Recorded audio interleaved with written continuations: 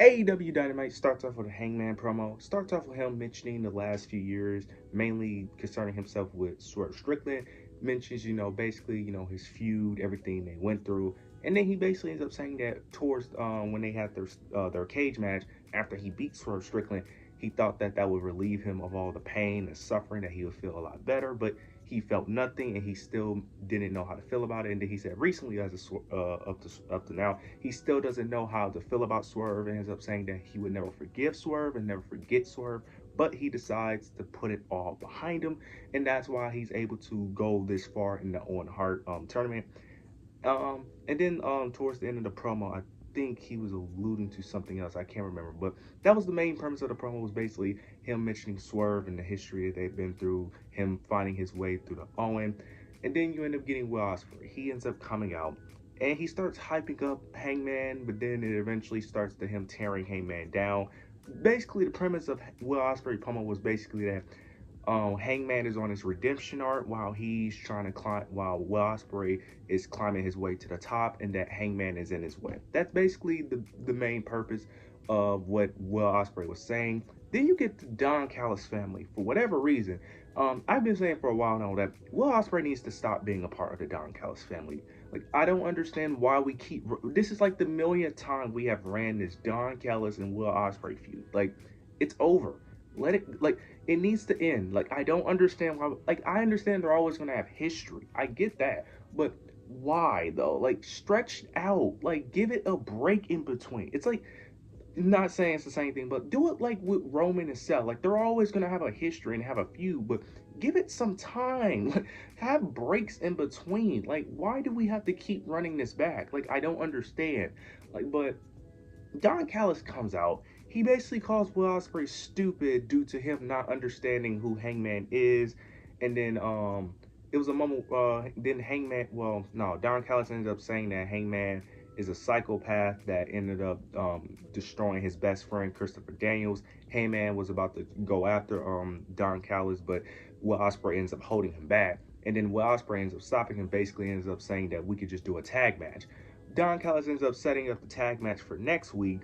Now they're going back and forth still, but they're not really saying much. Now, while this is happening, you have Will Ospreay holding on to Hangman the whole time. Now, Hangman stopped moving, but you still have Will Ospreay still holding him. Then you get Hangman. He ends up grabbing Will Ospreay, removing his hand from him, and they have this awkward like pause where they're just staring at each other while Hangman is still holding his hand. Okay, I understand what they was going for here, and I don't mind it to a degree. I just felt like they did it a little too long, in my opinion, with Hangman holding Will Ospreay's hand, because he was holding his hand for like 2 minutes. It was very weird. I understand pulling his hand away from his like shoulder wherever he was holding him from. I get that point, but afterwards he was still holding his hand, and then they just stared each other down.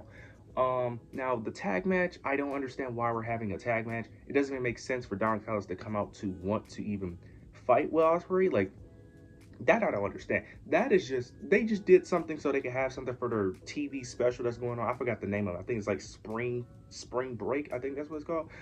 It's probably not even called. It's something called Spring something. But that's really the only reason why this match is happening. There's really no reason. I guess you could say this is building up towards Double or Nothing. They're telling the story of can they coexist. We already know the story that they're going to tell.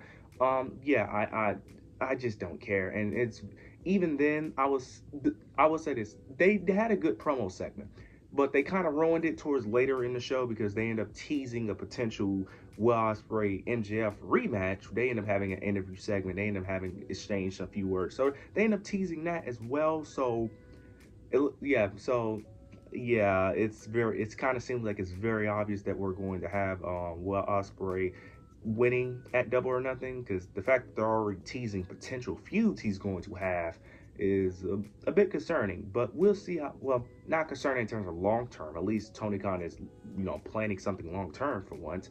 But in terms of just some unpredictability, not really. But overall, the segment was fine, but the Don Callis tag match, I'm just not looking forward to that. Afterwards, we end up getting a eliminator match, and we end up getting two eliminator match on this show, which is just ridiculous. We end up getting a fatal four-way eliminator match, which also don't make sense because what made it qualify for them to be anywhere near Tony Storm? But you end up getting Penelope, Tony Storm, Thunder Rosa, and I'm trying to remember. Oh, Anna Jay. Okay, So towards the end of the match, you get Megan Bayne. She interrupts in the match, interferes, and then she takes out everybody.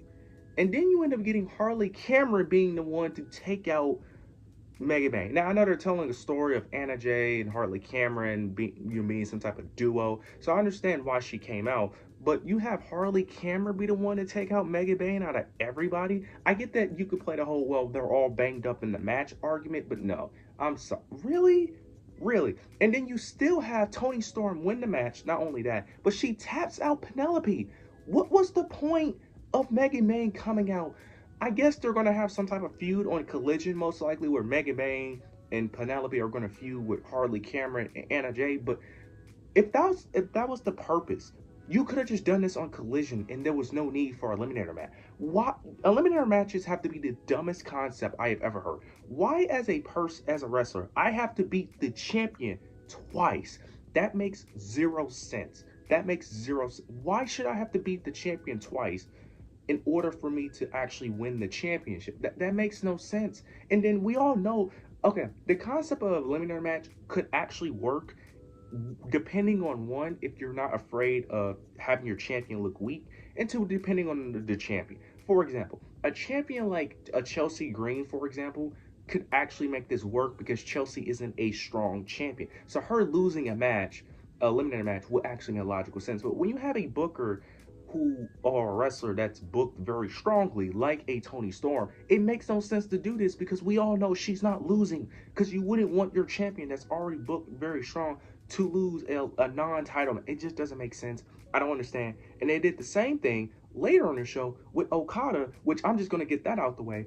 Okada versus Kevin Knight. Okada picks up the victory. Of course he does, because why would he lose? And then you have him attack Kevin Knight after the match. Then Speedball Mike Bailey comes out, and that's the end of the segment. Like, why? Like, I don't understand. Like, I don't understand it. I don't get it. I don't understand it, to be honest with you. I just don't understand. I don't get it. You guys let me know. Do you guys like Eliminator? I hate them. I don't even watch them. I only watched towards the end because there was no point of watching this match because I knew how it was going to end. I knew exactly who was going to win this match. And plus, I don't care about the other people in this match because the other people I shouldn't care about because you did no build up towards this. It was just thrown together. Why should I care about this fatal four-way with the women if I know who's going to win and there's no story behind it? You just threw four women and be like, all right, let's just have a match. But I'm going to just skip over this because this was just stupid and this was just ridiculous. Afterwards, we end up getting the Hurt Syndicate. They basically come out wondering who's going to be their next tag team opponent. They did this like 4 times. I feel like they do this like every week where they just randomly come out asking for a new challenger, I swear. But maybe I'm exaggerating, but I feel like I've seen them do this like at least 2 to 3 times. But then Top Flight comes out. They was the ones that was about to accept the challenge, but you end up getting MJF attacking Top Flight, made one of them bleed. Then he ends up wondering what's Bobby Lashley's decision. Bobby Lashley says he's going to let him know next week. So next week, we're going to see where that goes. Next week, we need a final decision, okay? I like what they're doing here, but we need a decision. You cannot stall this out any longer, okay? This story has reached its peak. Well, its peak in terms of building up whether or not he's in the group or not. It could reach another level of a peak depending on if they're turning on each other or not. We need to figure out, okay? Is he in the group? Is they going to work together? Or is one of them going to turn on each other? We need to figure that out by next week because you can't keep stalling this story out. So hopefully by next week, we finally get an answer. We end up getting another match, a triple threat, a 6-man tag match between Swerve, Mark Briscoe, Mike Bailey versus the Young Bucks and Ricochet. I'm not going to speak on this match because why did this match happen? There's really no reason for this match to happen. You could say Swerve and the Young Bucks have a feud, but to be fair, they haven't really discussed that feud since like the first 2 weeks after they cost Swerve the match, so I guess. And then Ricochet and Swerve, that's not really a feud. There's really no reason for this match to happen. This match was just thrown together. I guess you could say Speedball and Ricochet are feuding still, but no. This match was just thrown together. Another match that was just thrown together for no reason. Not even going to discuss this match. And then the main event, you get Joe versus Claudio. Joe picks up the victory. Death Riders tries to attack, but you end up getting Powerhouse Hobbs basically preventing them from attacking. And that's the end of the segment. This show is very mid, okay? Very little progressed, to be honest, and not really much to go. Oh, there was a Jamie Hayter and Mercedes Moné segment that was actually somewhat decent with Jamie Hayter having a sit-down interview with Renee. Mercedes tries to attack, but eventually, Jamie Hayter was able to get the upper hand. But then towards the end of the segment, you end up getting Mercedes running away. Jamie Hayter thought it was over, and then Mercedes ends up attacking her standing tall. But overall, this show is very mid. It was not a good show at all. Just very random and just all over the place, and just doesn't make any logical sense. But you guys let me know your thoughts and opinions down below. Make sure you like, comment, subscribe. But yeah, that's it.